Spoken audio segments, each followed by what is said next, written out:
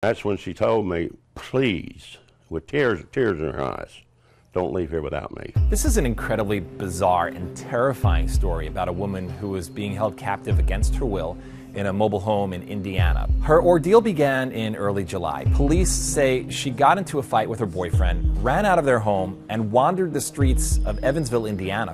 After a while, she ran into this guy that she knew, Ricky House Jr., and he convinced her to get into his car. Police say he took her on a drive that lasted for 40 miles. It ended in a small town where House lived in a mobile trailer with his girlfriend, Kendra Tooley. For the next 2 months, she lived through a traumatic experience. Her captors forced her to wear this dog collar that had a leash on it. She was restrained on a bed. She was repeatedly beaten and raped several times, according to police. And it gets even stranger. After a while, House built a small wooden cage, and he locked this woman up in it day after day.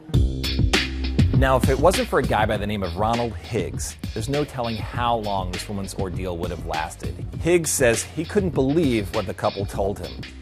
I've got a girl back here in a cage. I said, you got a girl back here in a cage? What are you talking about? And ultimately, he figured out that she was being kept there against her will. They even showed him the wooden cage they built for her. Higgs then tried to buy her freedom. That didn't work. Police say House pulled out a shotgun on Higgs, and the 61-year-old headbutted him, grabbed the woman, and then ran out of the house with her.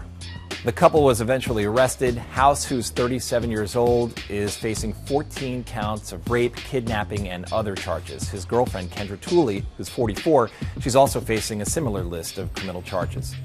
Now, Higgs says he's no hero.